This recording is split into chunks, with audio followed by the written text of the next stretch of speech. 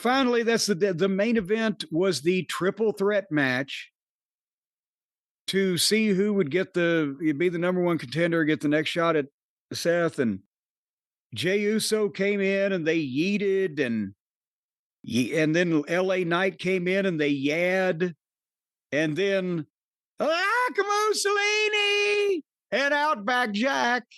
It was like Australia's favorite son, Outback Jack, had come back to life. They loved Punk. And one woman's sign was, I waited 19 years to see CM Punk. She was a fetching lass again, but I'm hoping, I'm doing the math. It looked like she was legal when she started lusting over him in her heart. And again, they've actually got a song now with words. So they sang the whole next verse after the music faded. They sang the whole next verse a cappella. Can you sing a cappella, Brian? I could, but I'm not gonna. I'll do a little for you. No. Oh, a cappella, a cappella, oh, a cappella. See, it's easy. Do you know what the name of the group on Where in the World is Carmen Sandiego was? Now said what? The show Where in the World is Carmen Sandiego, a famous show. I don't even know. I wouldn't know Carmen Sandiego if I saw her. So how am I going to pick her out of a fucking crowded place? Well, you probably wouldn't see her. You probably wouldn't be able to find her, but that's besides the point. The group on that show was Rockapella. Rockapella. They added a little more rock to their Pella. Well, you know, those Pellas are nothing to fucking sneeze at. Anyhow, I don't like the three top baby faces, or three of them, bitching at each other, because I know everybody knows that it's bullshit and it's fake and it's phony these days. It's all a show and they just get to sing everybody's song and yeet everybody's yeah. But it's making them, at some point, even down deep, it's making them pick their favorite babyface. And then naturally giving them somewhat of a negative thought of the other ones if their favorite babyface doesn't come out of this. But nevertheless, to be honest, besides that, normally I'm not that complimentary about Jey Uso's work, even though he's over, and I also acknowledge that people love him. But this match was jet lagged. All three of these guys had some type of issue. And I think, is it just get us back home? We need some time home. We're all the way across the fucking world, because their brains weren't working. Did you see where Punk went to did slam LA Knight for the elbow off the top rope, and he realized when he did it, he slammed him the wrong way. LA Knight's head was pointing the way his feet were supposed to, because when Punk slammed him, normally he would go to the turnbuckle on the right for the elbow, but Jey was selling in that corner, so he had to go to the turnbuckle to the left. So he should have slammed LA Knight so his feet were in the other direction. And as he slammed him, he looked up, and I think I actually heard, he made the motion like, but I think I actually heard, fuck it. And he went up and did it anyway. And you could kind of see LA Knight thinking, he was up there for a minute, how am I going to land? And LA Knight was thinking, how's he going to fucking land?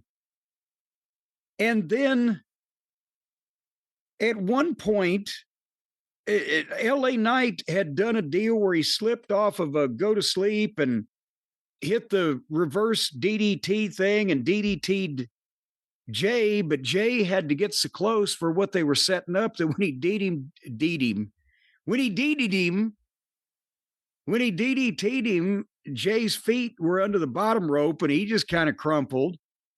And then LA Knight did the deal where he jumps to the top rope and does the elbow off, but he did a double elbow, but he landed in between them and missed Punk by like 2 fucking feet. And when he sat up, you can see, God damn it. And he covers Punk, and Punk kicked out because he hadn't touched. And then they replayed it in slow motion, going to the break. And it showed he got Jey and he was 2 feet away from Punk. And then at another point, He went to give Punk a superplex and his feet bobbled. He got Punk over, but that looked a little rough. I think they need to come home.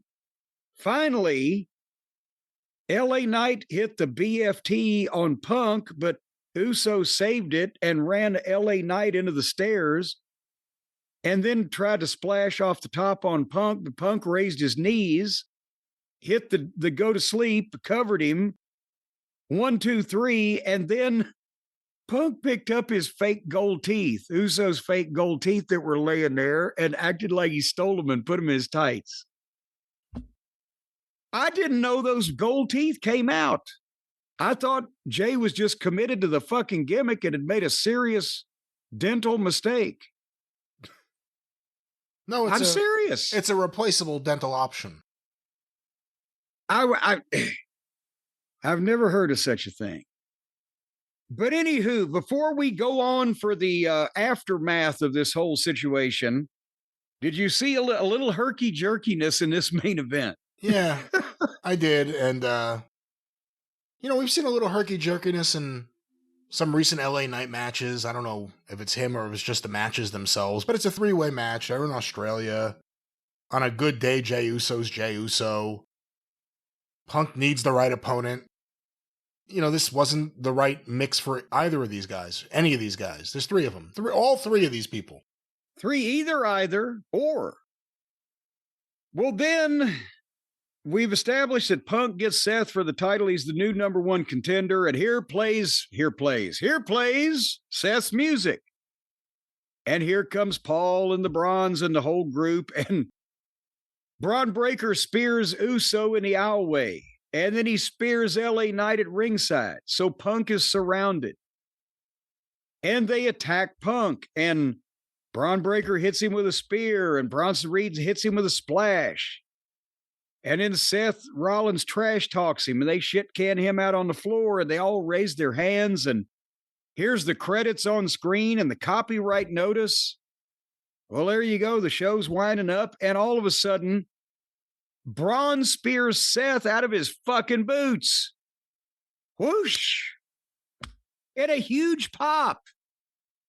Because they don't care anymore about betrayal or backstabbing or cheating or lying or deception. They just want to see shit that they don't expect. And Paul got that gobsmacked face that he gets where his eyes and his mouth become as round as his jowls. And he said, "What the fuck are you doing?" And Braun told Bronson Reed, "Make a choice. You're with me or you're not." And Bronson Reed pulled Seth over and gave him the splash off the top rope. And then Paul gets down and he covers Seth. He's like, "No more, no more." And Braun tells Paul, "Make a choice. You're with me or you're not." And then Braun snatched the belt from Seth, and Paul got in between them and raised their hands and got a big pop for these dastardly heels that have just hurt this poor fellow. But now, I love the Bronze, and they're a top tag team, and you've still established that Braun Breaker is the guy. And Paul's perfect with him. I would like to have seen what they were going to do, but I'm not opposed to them being in this spot because it was going to happen anyway. I think I said a month ago or whenever Braun wants to come out from under Seth's shadow and the jealousy creeps in or whatever, there you'll do it. So it's rushed up, but the bigger thing is they had other Seth Rollins matches with Punk and with Drew, or not Drew, but the other hoochie coochie fellow. What's his name? Anyway, they had Punk set up. Yeah, they had Punk and Charo set up. And now they got to re-rack all that shit. I just thought about it too. Heyman with Braun and Bronson works better with Brock than Rollins. Visually. It works. Should that be their name if they were French? LeBron. I don't know. That may be trademarked. But what do you think if you knew that you had a top guy who And now they're going to have to do something with the world title. World champion, crown jewel champion. He had the belt there. Jesus Christ. If you had that guy, top heel, has a stable and he gets hurt, is this what you would have done? I think if he got hurt, I think this is the thing to do, because it needed to be Braun Breaker. And it didn't need to be like Paul orchestrated it. It needed to be that Braun said, now's the time and you're coming with me or I'll fuck you up too. So yes, I would have done this had I had to. Well, there it is. WWE Raw 8 a.m. edition in Perth, Australia.